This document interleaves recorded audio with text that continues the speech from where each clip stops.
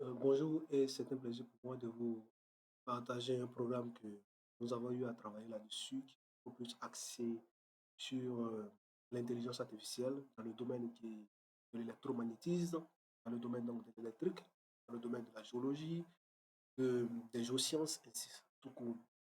C'est une librairie qui comporte plusieurs packages. Et là, je vais essayer de donner donc une présentation sur le package électrique qui nous permet de pouvoir prédire le débit avant un forage en utilisant les données donc, de traînée électrique, les données donc, de sondage électrique et aussi les données de géologie récoltées dans la zone. Pour là, vous avez les informations du programme. Le programme donc, s'appelle WOREX et vous pouvez trouver donc toute la documentation sur ce lien-là. Bon, lorsque vous rentrez sur ce lien, vous avez le programme qui à première vue, vous allez voir donc, la page ceci. Vous allez voir toutes les informations en ce qui concerne l'installation, l'API, on va voir toutes les informations sur les différentes structures, l'architecture et tout ça. Vous pouvez venir ici, ensuite le développement et tout ça. On voit toutes les fonctionnalités sur le programme. Voilà, vous pouvez revenir là, vous avez le package électrique par exemple, vous avez le package donc, électromagnétique, etc. Et là, je vais essayer de vous présenter le volet électrique. Comment est-ce qu'on peut utiliser donc, le VIR, c'est-à-dire le traînée électrique, le sondage électrique et aussi la géologie de la zone pour pouvoir faire une prédiction de. Alors, pourquoi ce thème? Parce que l'objectif, c'est de pouvoir aider les géophysiciens et aussi les foreurs dans la recherche, dans l'adduction de l'eau potable.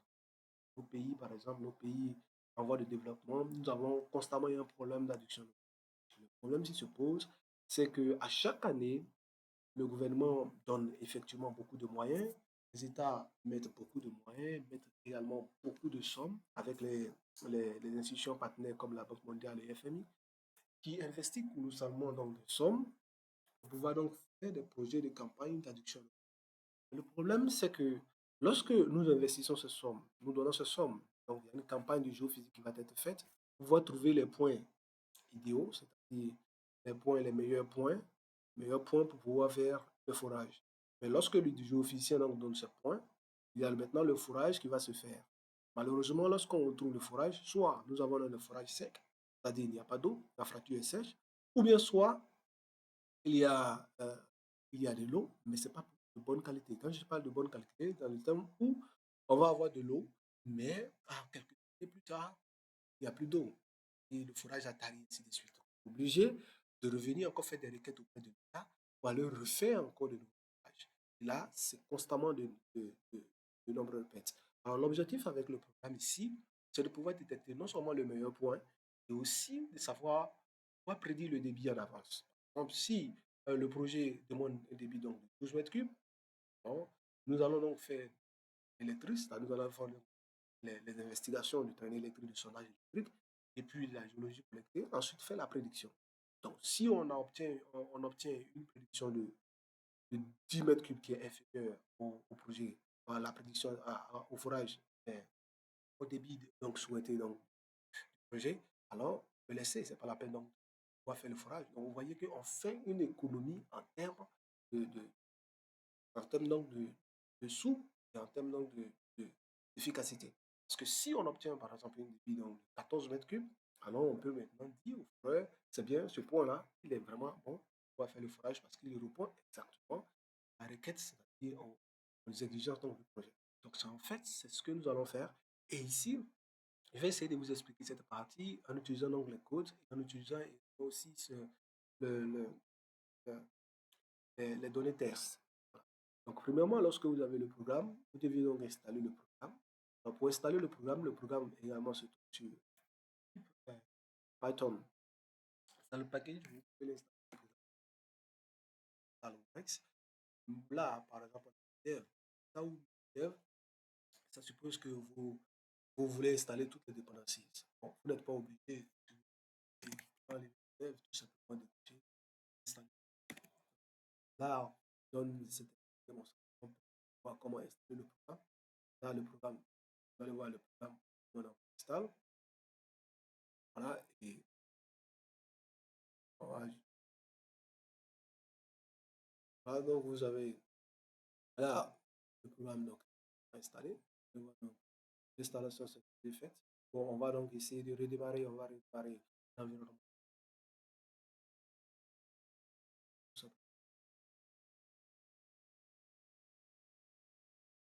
Euh, L'environnement étant redémarré, ça peut pour ne pas avoir un installé. Hein. Et voir si le programme a été bien installé. On va essayer. Le programme a été. Voilà, donc tout se passe très bien. Bon, bien avant, il faut essayer de mettre l'aperçu.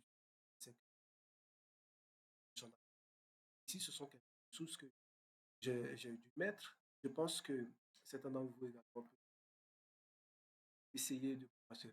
Puisque je vais mettre le lien. Le lien sera donc en bas pour pouvoir vous référer pour la suite. Comprendre un peu. Dans le cas où nous avons ici une topographie où vous n'avez pas le stress électrique ou le sondage électrique, si référons-nous cette, euh, à cette coupe qui est là, coupe de tomographie, si vous êtes à cet endroit-là et que vous voulez avoir, ou bien à cet endroit-là, que vous voulez avoir les informations de cette structure, le sondage, donc c'est l'imagerie en verticale, l'imagerie en profondeur. Donc vous pouvez tracer une droite à partir de là pour avoir les résultats des valeurs issues de la profondeur. Et ensuite, pour le traîner électrique, c'est une investigation à l'horizontale, c'est-à-dire une investigation à l'horizontale. Donc, par exemple, si vous voulez avoir les informations de la même structure et à partir de 115 mètres, vous n'avez qu'à tracer toujours à la droite et avoir les valeurs de résistivité, ainsi de suite. Voilà dans l'horizontale.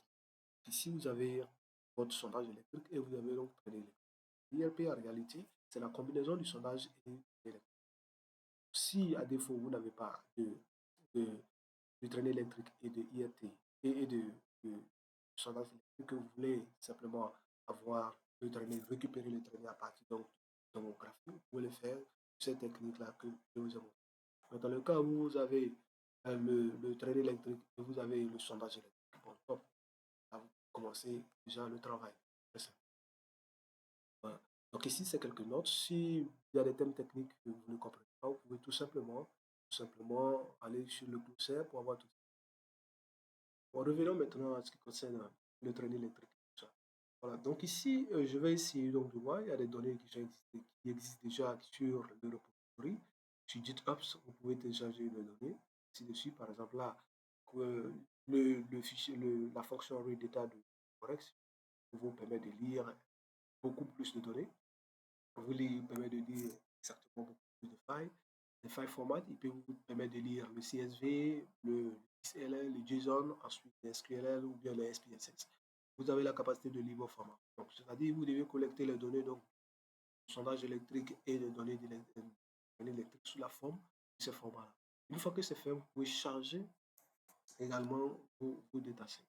Et il faut voir si vos datasets également correspondent aux datasets recommandés par le module ERP et PS pour savoir si ça correspond au sondage électrique ou au traînée électrique. Vous pouvez utiliser ces fonctions, par exemple, ERP Selector ou bien VS Selector.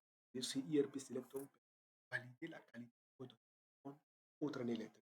Et le VS Selector permet de valider la qualité qui répond au sondage électrique. Voilà. Une fois que c'est fait, par exemple, nous avons essayé donc de download ce dataset add data.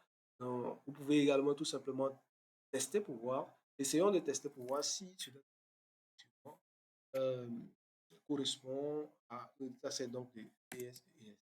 Et là, ce qu'on va obtenir, c'est effectivement, puisque on n'a pas essayé de rendre. Et ensuite,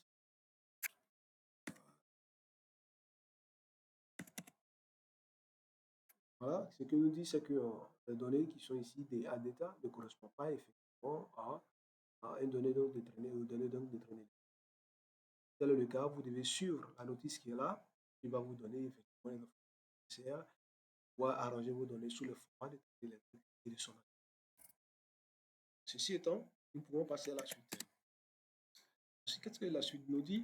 En fait, ici, ce qui est intéressant ici, c'est que nous allons essayer de pouvoir faire notre thèse. Nous allons essayer de générer de façon synthétique les données donc, traîner électrique, les données de sondage électrique pour notre application, dans le cadre de la prédiction des débits. On a besoin de ces deux données-là pour pouvoir faire notre prédiction. Donc là, nous allons générer, il y a une fonction qui s'appelle dans le programme, la librairie qui s'appelle MakeERP, qui vous permet de générer, par exemple, les données de traînée électrique dans plusieurs stations. Là, nous allons générer avec la station 100 stations et puis l'écart entre les paramètres. Nous allons retourner la table. Ensuite, nous pouvons gérer les résultats et essayer de voir si nous pouvons essayer donc de reproduire la même chose. Puisque je vais mettre la cellule, je vais mettre les codes en bas et le fichier le nôtre en bas et également reproduire ce que nous allons essayer de faire. Là, si nous exécutons la cellule, nous allons voir que tout s'est bien passé. On va donc afficher les sept premières visualisations de notre table. Voilà comment ça se dispose. À la station, puisqu'on a dit l'espace entre les différentes stations de 40 mètres, nous avons 40 et nous avons généré de façon euh, artificielle, c'est-à-dire longitude, latitude, point listing d'orphée, ensuite nos valeurs de résistance. Et de la même manière, nous pouvons essayer de visualiser cela, nous pouvons essayer de visualiser le traîner électrique ici en utilisant le profiling. Nous exécutons la cellule pour voir ce que ça donne. Et nous allons essayer de voir, voilà comment le traîner électrique est disposé ici. C'est un peu cela. Tous les points sont donc réglés, la station, jusqu'à plus qu'on a 109.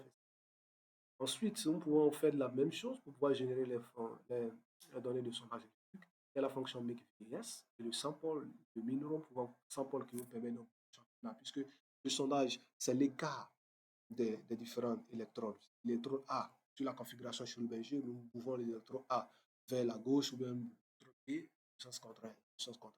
Nous pouvons avoir les valeurs générées donc, du sondage électrique ici. Nous pouvons contrôler également aussi la coupe du sondage, si ça peut être une forme H, ou une forme concave ou convexe, et ainsi de suite. Et ensuite, le site nous permet de reproduire également euh, euh, les mêmes valeurs. Là, on peut essayer d'exécuter la cellule pour voir ce que ça donne. Et ensuite, on peut visualiser les 5 pas en allant donc d'un pas de 5,5 pour voir comment le valeur de générer, c'est-à-dire on a le AB, le MN2, les réductés. En réalité, c'est le ABC2, le MN2 et la réducté. Voilà un peu la résultat que nous obtenons. Et nous pouvons essayer de générer notre courbe de sondage pour voir ce que ça donne. Donc voilà un peu la courbe de sondage, comment elle est dérivée de façon correcte. Donc là, on a notre courbe de sondage qui est générée de façon automatique. Ensuite, nous allons passer maintenant, puisque nous avons dit que nous voulons faire de la prédiction, et les prédictions supposent déjà que nous allons détecter les paramètres issus des traînées électriques et des sondages.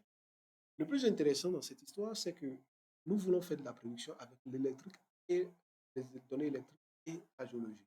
Mais ce qui est intéressant, le problème, c'est que les valeurs électriques générées dans un endroit bien précis diffèrent, sont de façon subjective, puisque les valeurs, je peux aller dans un endroit où avoir les valeurs qui sont situées, par exemple, là, nous avons généré les valeurs entre 10 et 1000, mais qui ne sont pas peut-être vraies dans une autre contexte. Donc, il fallait générer ce qu'on appelle calculer les paramètres qui sont plus importants, les paramètres pertinents, issus de terrain électrique et de sondage électrique, auxquels on va ajouter ce qu'on appelle les valeurs de géologie et ensuite pouvoir faire la prédiction. Ce qui est intéressant de faire, c'est que ici, nous parlons du principe de l'apprentissage supervisé. Et de l'apprentissage supervisé, ça suppose d'abord que nous avons eu des données de débit, puisque ce sont les débits que nous voulons prédire. Nous avons eu les données de débit existantes dans la zone, nous avons collecté, et à chaque donnée de débit est associée un électrique et par conséquent à ce électrique. Ça veut dire que là où nous avons eu des forages, ça suppose qu'il y a eu donc des acquisitions géophysiques qui ont été donc faites, des acquisitions de traînées électriques, des acquisitions de sondages électriques qui ont permis de situer le point. Donc, une fois qu'ils ont situé le point, ça veut dire que c'est à partir de là qu'on a dit aux foreurs de pouvoir faire le forage. Donc, issu de cela, quel a été le résultat que nous avons obtenu? On a calibré cela, c'est-à-dire on a pris chaque forage avec les débits de côté, associé avec le IRT et PS, pour lesquels nous allons définir des paramètres bien spécifiques et ces paramètres-là seront donc combinés avec les valeurs de résivité et les valeurs de débit et, euh, et également la géologie. Cela va nous permettre de pouvoir faire notre prédiction. Ce qui est intéressant, je vous conseille également de voir les articles qui ont été donc publiés à cet effet pour pouvoir mieux comprendre le type et les paramètres qui ont été définis. Dans l'IRP, par exemple, nous allons plusieurs paramètres. Nous allons définir les paramètres type, power, magnitude, SFI. C'est un paramètre, c'est le paramètre shape, la forme. Ensuite, dans le VES, c'est un seul paramètre, le paramètre de omic L. Alors, la forme, il nous décrit un peu la forme de l'anomalie, puisque en réalité, dans la zone, lorsqu'on fait de la projection géophysique, ce que les gens font, c'est de détecter la forme de l'anomalie premièrement, savoir si c'est une anomalie U, V, ainsi de suite, W, etc. Et à partir de cette anomalie, caractériser cette anomalie en utilisant son type, la puissance, la magnitude et l'indice de fracturation de milieu. Ensuite, en ce qui concerne le VS, qui est le sondage électrique, par exemple, là, nous allons vu une théorique, une courbe de sondage électrique de façon théorique. On va essayer de caractériser la probabilité qu'on peut voir une fracture, la zone fracturée dans cette zone.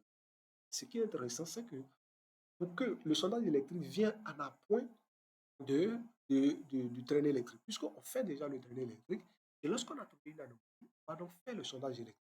Et le sondage électrique nous permet de comprendre s'il y a l'existence d'une fracture en bas. Et s'il y a l'existence d'une fracture, c'est à ce moment que le géophysicien va donner effectivement son appropriation pour puisse faire le forage de cet endroit. Ce que nous allons faire, c'est d'essayer de pouvoir spéculer sur l'existence de fractures en utilisant le sondage.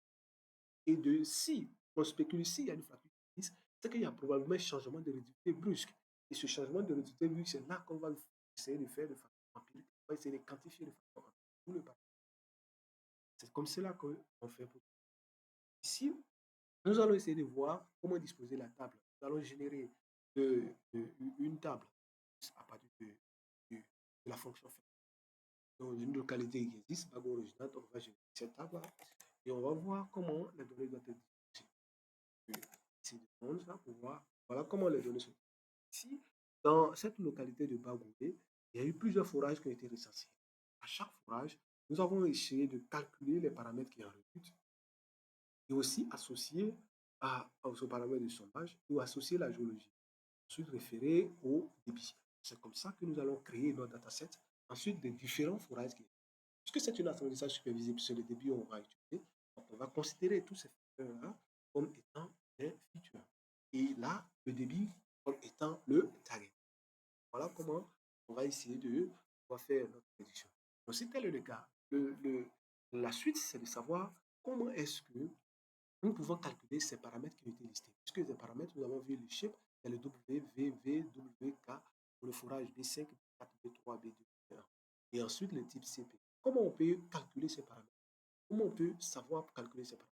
Alors, c'est-à-dire les formules chimiques, les formules physiques plutôt, ont été élaborées dans le document, dans les document qui a été publié. Mais je vous montre ici, on va donc utiliser le code qui a été implémenté dans OLED. Et là, comment on calcule ces paramètres? Nous allons, par exemple, supposons nous avons plusieurs choix. Dans le cas où nous partons dans une zone et que nous voulons proposer des zones qui sont plus intéressantes, là où on peut faire le forage, on suppose que là, dans ce contexte, nous n'avons pas le débit. Si tel est le cas, on peut utiliser hein, l'estimateur ici, c'est-à-dire l'estimateur Resistive Profiling. Et cet estimateur-là, on va essayer de détecter de façon automatique en lui fournissant les données de traînée électrique. Quand on va rendre l'estimateur, il va nous donner également les, les paramètres qui sont calculés. Là, vous appelez cette fonction Resistive Profiling et cette fonction, ensuite vous associez, vous initialisez la fonction avec automatique égale à true qui vous permet de dire on va donc détecter de façon automatique. Comment l'algorithme va détecter de façon automatique les zones qui sont intéressantes pour pouvoir faire. Et ensuite, utiliser la méthode FIT, qui est une des caractéristiques de la WordPress. FIT vous permet également de pouvoir initialiser, calculer les paramètres et les stocker donc dans les sous forme d'attribut. On peut exécuter. Et lorsque nous exécutons, nous avons des calculs qui ont été faits. Et pour pouvoir afficher les paramètres qui vont nous servir pour la prédiction, on va utiliser la méthode summary. On va exécuter cela et il nous retourne la table. Parce que la table retourne très pour les true. Donc là, vous avez la table et vous avez, il a proposé un point essentiel qui est le point S09, dont il a trouvé la valeur de réductivité la plus basse est 10 et la puissance est 60 mètres. Ensuite, la magnitude est 800 et voilà le type qu'il a. Ensuite, nous pouvons essayer de visualiser en utilisant la méthode Plot Anomaly. Et cette méthode nous permet effectivement cette visualisation où là, il nous montre la station S09. Voilà comment ça se présente. Vous pouvez visualiser. Là, il nous propose la station S09, cette station. Il nous a dit que c'est une anomalie de forme. Voilà. Ici, il a calculé cela en un clin d'œil, tous les paramètres. Ces paramètres sont liés à chaque IRP. Ensuite, si dans le cas où, ce qui est le cas le plus évident, c'est que nous partons sur des sites où nous avons des contraintes, où il y a des restrictions. Par exemple, lorsque vous partez sur un site d'héritage, il n'est pas admis de pouvoir faire un traînée électrique d'un site d'héritage parce que le site est interdit. Si vous avez les zones où, là, les villageois, où les populations sont, c'est une zone polluée, c'est-à-dire là où on fait ce produit, c'est vrai que la ligne peut passer par là, mais ces points qui sont situés à proximité de ces zones-là ne peuvent pas être considérés comme des points qui sont meilleurs pour faire un fourrage. Parce que vous ne pouvez pas passer un fourrage à proximité d'une zone polluée ou à proximité d'un site d'héritage. Et donc, ce sont des contraintes qui peuvent exister dans la localité, dans lesquelles il est important de pouvoir énumérer ces contraintes afin que l'algorithme puisse être capable de pouvoir vous proposer le meilleur point en prenant en compte toutes ces contraintes-là. De façon intelligente, l'algorithme va essayer de pouvoir proposer le meilleur point en prenant en compte ces restrictions. Là, nous pouvons lister toutes les restrictions qui existent. Par exemple, nous avons les restrictions de stations proches de nos restrictions. Par exemple, là, les dépôts d'ordures, nous avons un site municipal qui est un forage, un site d'héritage qui est également un forage interdit. Ensuite, un site là où la zone est polluée, probable continuation avec à venir. Ensuite, une zone marécageuse, là où ce n'est pas vraiment admis de faire. Lorsque vous voyez cela, on peut lister toutes ces restrictions avec des stations qui proches de ces restrictions et ensuite initialiser notre estimateur de profiling, toujours en le mettant de la détection automatique, puisqu'on veut faire la détection de la zone de façon automatique. Lorsque on va exécuter notre calcul, alors il va calculer également les paramètres et on va voir, on va tester pour voir est-ce que cette zone qu'il a calculée, cette zone qu'il a trouvée est la même que celle que nous avons exécutée auparavant ici où nous n'avons pas admis de contraintes. Alors, donc là, on va essayer de voir ce qu'il nous propose comme site, le meilleur site. Là, il nous propose le site S84. Or, auparavant, nous avons proposé le site S09. Donc, on peut visualiser la figure pour voir là où il a proposé le site. Et là, voilà là où nous proposons le site ici, le S84. Voilà, voilà. Il nous propose ce site S84. Alors qu'à l'époque, nous avions proposé l'algorithme de façon intelligente prend en compte, c'est-à-dire vos informations que vous avez fournies sur le site, les zones interdites, tout ce qui est donc les zones prohibées, et ainsi de suite, pour que l'algorithme puisse également vous trouver les meilleurs pour le. Là, il a calculé et il a donné les meilleurs. Si nous voulons voir les paramètres utiles pour pouvoir faire la fonction, nous allons exécuter cette cellule avec array, et là, il nous donne la paramètre. Pratiquement, c'est S84. Il nous dit la puissance, c'est S80, ensuite 830. Et vous pouvez exécuter ces cellules dans cela pour pouvoir effectuer la nous a dit S84. Ensuite, voilà les paramètres qu'il a générés. Voir tout simplement les meilleurs paramètres pour pouvoir faire la paramètre pour pouvoir faire la prédiction. Vous pouvez décocher cela pour mettre i param égal à. Donc, voilà comment ça fonctionne. Ensuite, revenons dans le cas où, cette fois-ci, puisque nous sommes dans le cas de la prédiction du débit, on suppose que nous avons collecté les données de débit et les données de sondage électrique et les données de là, on va associer chaque ces valeurs calculées, ces paramètres calculés, afin de pouvoir constituer un dataset. Si tel est le cas, puisque les stations, les données ont été faites, les données ont été obtenues, et c'est à chaque station, à la station supposée intéressante, on a fait le forage, on peut lister cette station-là dans les données de son traînée électrique afin de pouvoir calculer les paramètres résultant à partir de ces stations. Donc là, on peut préciser la station dans l'estimateur. Et cette fois-ci, lorsque nous précisons la station dans l'estimateur, il va nous calculer les paramètres à partir de ces estimateurs. Là, nous prenons l'exemple de la station. Nous pouvons exécuter la cellule pour voir ce que ça donne comme paramètres calculés. Et lorsqu'on a exécuté la calcul, on peut vérifier, voir la station S51, quels sont les paramètres. Il a déterminé que la station S51, là, le type qu'il a calculé, la forme, c'est le cas, le type, c'est le PC. Pour avoir les informations sur le type, comme je l'ai dit, référez-vous à l'article. Et tous ces paramètres peuvent être calculés station. Et une fois que c'est fait, on va créer un dataset combiné issu de différents paramètres et de chaque fourrage, ces paramètres. Par exemple, nous pouvons générer ici un dataset donc de Bagou pour voir comment les choses sont disposées. Là, on peut exécuter cela et voilà comment ça se passe. Là, nous avons Ici, le forage B1, dans lequel les paramètres sont très bien calculés, magnitude, la forme et tout ça. Chaque forage aura ses paramètres calculés associés avec la journée, et ainsi de suite. Donc, nous avons ce dataset qui est bien généré. Maintenant, là, par exemple, c'est le OMIT, on n'a pas encore parlé, donc on va calculer ce paramètre-là. Pour calculer ce paramètre, par exemple, il suffit seulement, là, l'estimateur, c'est le vertical standing. Vous appelez l'estimateur à partir de OS, vertical standing, et là, le paramètre search. En fait, le paramètre search, comme je viens d'expliquer, lorsque nous faisons l'imagerie en profondeur, nous essayons de détecter la zone probable de fracturation. Cette zone probable de fracturation, lorsqu'elle est située un peu plus en surface, il y a une possibilité de contamination. Généralement, les activités anthropiques, tout ça peut pouvoir créer une certaine possibilité de. Nous essayons de lister pour voir, pour dire à l'algorithme, il faut nous chercher les meilleures fractures qui existent au-delà de 20 mètres. Ou bien on peut mettre 45. En réalité, dans la zone de la Côte d'Ivoire, par exemple, là, sur les travaux antérieurs du professeur Lassen en 2000, il a stipulé qu'en fait, la latérite, les meilleures fractures, on peut être détectées à partir de 45. Par défaut, le paramètre search, à partir de 45. Mais ici, dans notre exemple, nous allons mettre 20 mètres, c'est-à-dire il détecte nous les fractures possibles à partir de 20 mètres en profondeur. Et ensuite, on peut associer à chaque sondage, ici c'est coordonné, ici c'est et initialiser. Une fois que c'est fait, on prend le paramètre fit pour pouvoir calculer et ensuite essayer d'exécuter la méthode pour créer la méthode summary pour voir les différents paramètres. Pour exécuter la méthode summary, nous pouvons donc utiliser l'attribut table. Ensuite, pour voir, il a calculé effectivement le paramètre OMI area qui nous donne la valeur minimum qui est là. Donc ici, vous voyez que pour chaque sondage, on peut calculer son OMI. Une fois que c'est fait, on peut constituer cette base de données-là et à partir de OMI area, c'est la même chose comme OMS, c'est ce sigle. Donc là, pour pouvoir constituer notre dataset. Une fois que les datasets sont faits, on peut maintenant essayer de pouvoir faire la prédiction.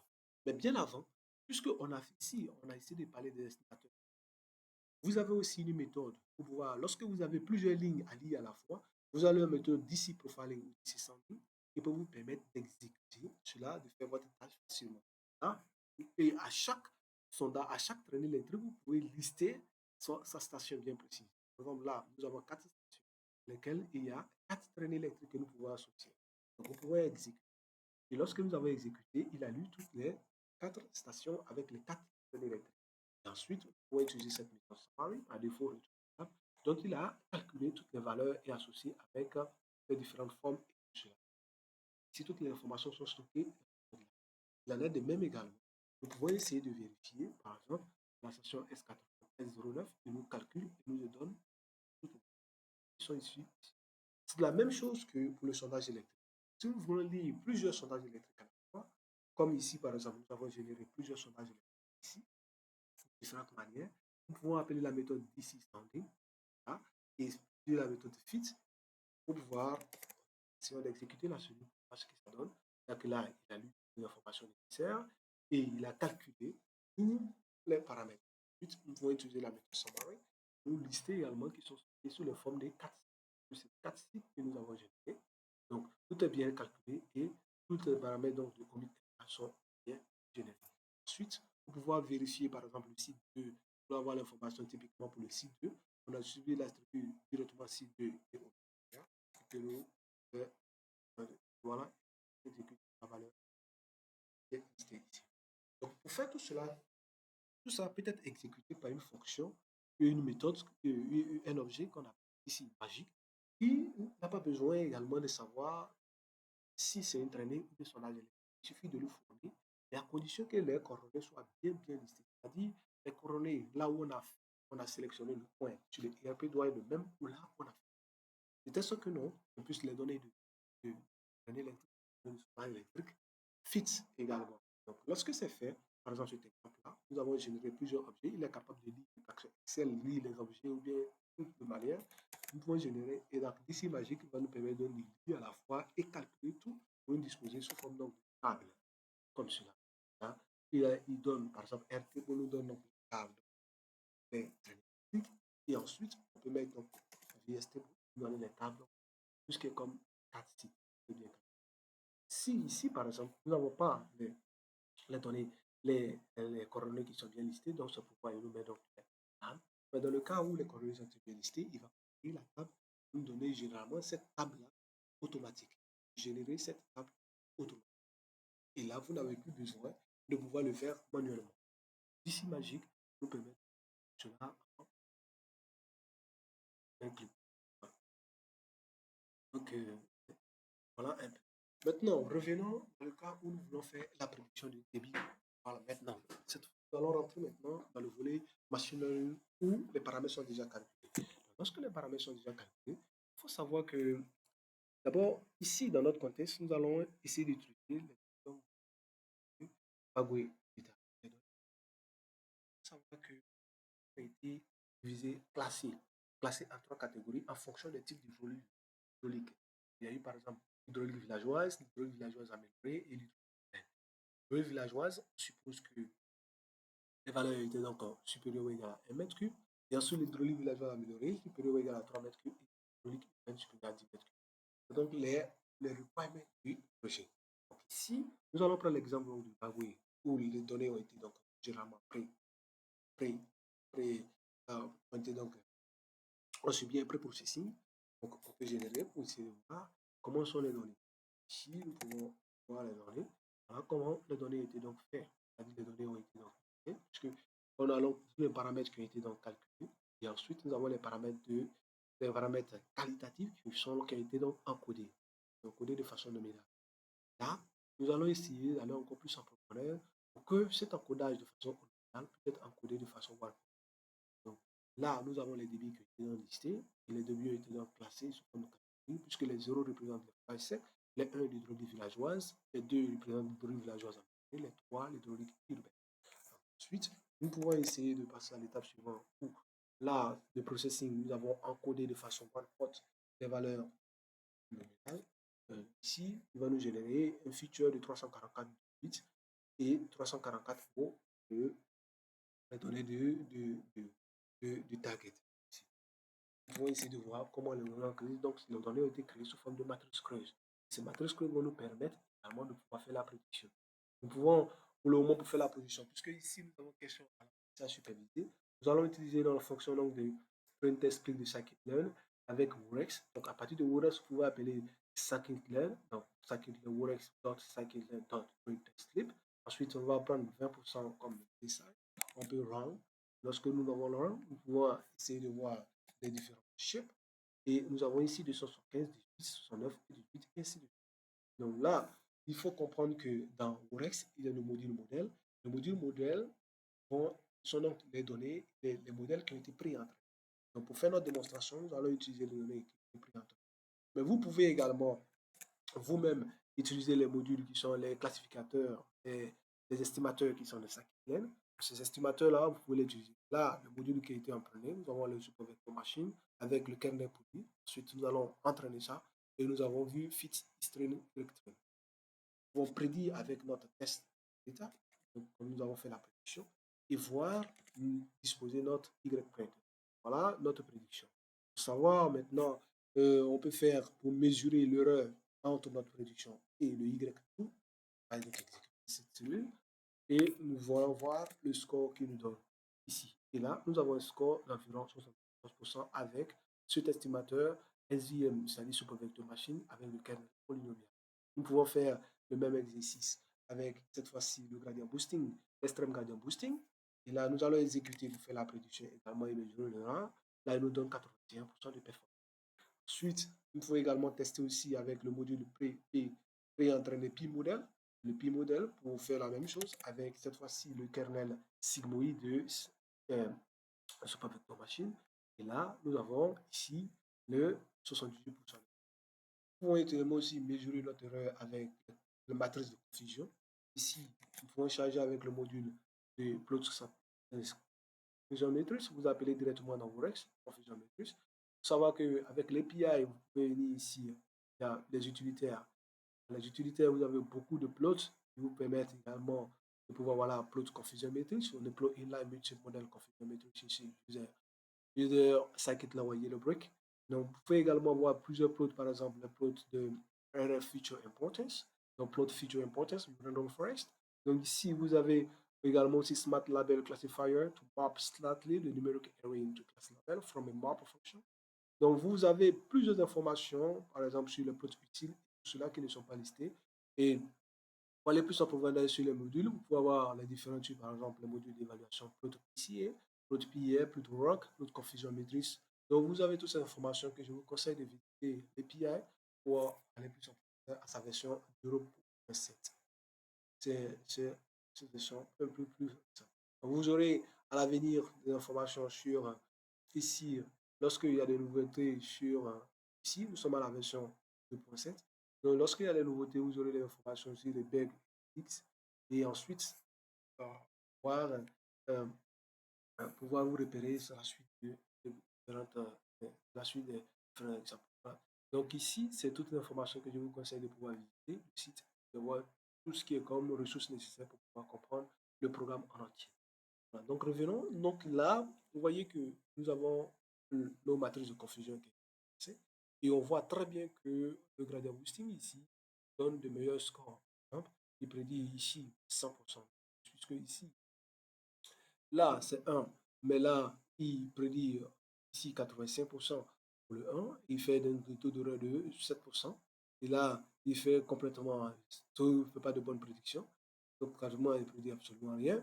Ensuite ici, là on constate qu'il y a une prédiction de 91%, et là le 3 il prédit 2, ensuite là 9%. Donc là, vous allez pouvoir analyser qu'il y a une production qui est meilleure sur Google Boosting comparé à le Super Vector Machine ou le STC sur le test.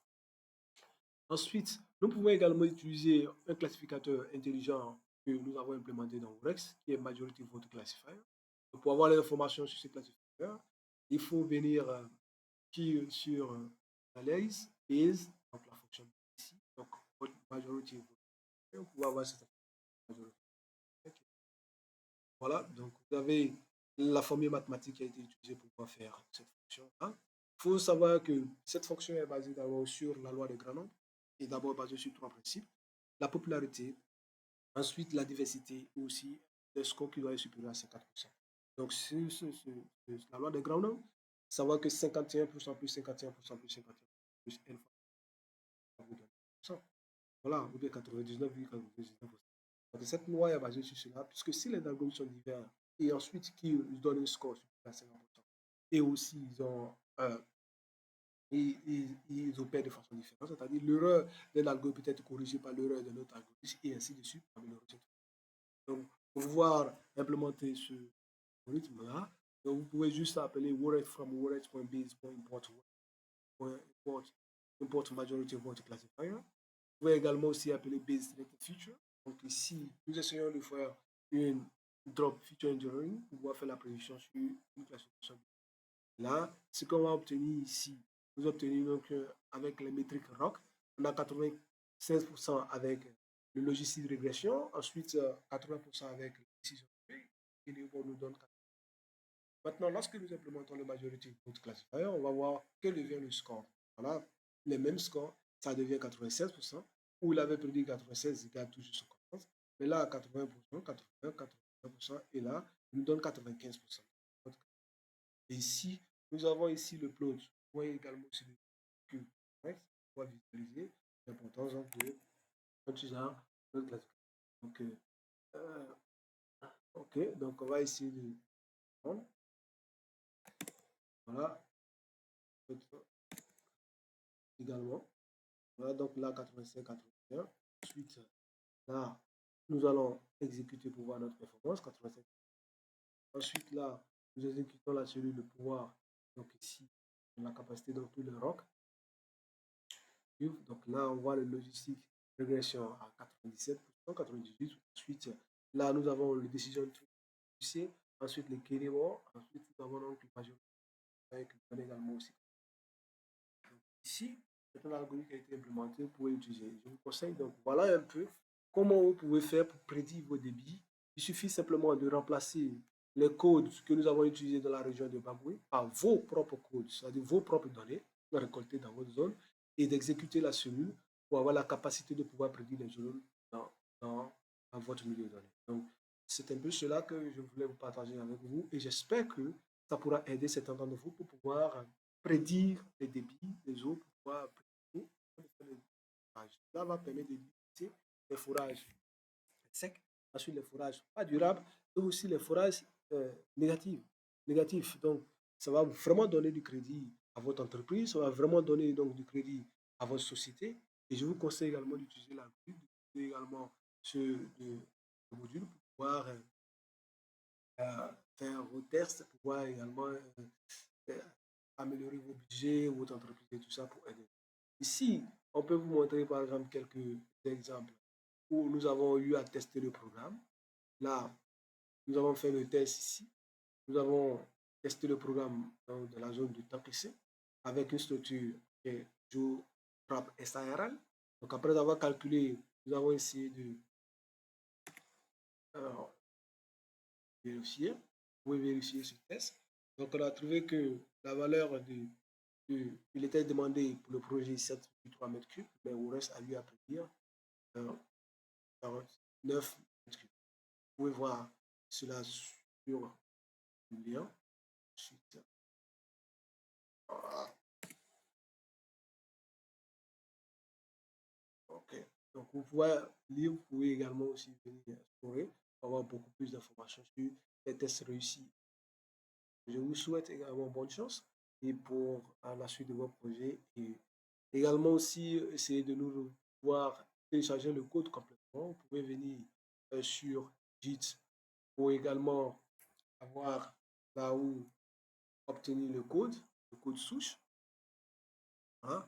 Vous avez le code souche, c'est tout là. Vous pouvez également venir ici, avoir la capacité de pouvoir télécharger le code source ici, cloner le Git et également vous pouvez nous mettre également vos informations, essayer de mettre si vous rencontrez des difficultés sur le code ou si vous ne comprenez pas, si vous pouvez contribuer également à pouvoir écrire les codes dans vos propres domaines de géosciences, pouvoir amener, puisque je l'ai dit, c'est un programme qui ouvre, un programme qui regroupe beaucoup de domaines de géosciences. Si vous avez des connaissances en géosciences, vous pouvez également aussi améliorer le code, apporter votre expertise afin de pouvoir construire un réseau plus puissant dans le domaine de géosciences ou améliorer le programme pour que le programme soit encore plus meilleur dans les années à venir.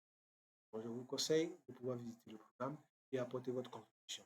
Pour avoir une idée sur comment développer suivant Orex, vous pouvez venir tout simplement dans l'onglet développement. Et dans l'onglet développement, vous avez la capacité de pouvoir voir comment toutes les informations nécessaires pour pouvoir développer. Donc, vous avez le guide de développement qui est là. Le guide de développement, vous pouvez suivre le guide de développement. Ensuite, voir comment développer et apporter vos tests. Alors, sur ce, je vous dis merci et puis à très bientôt.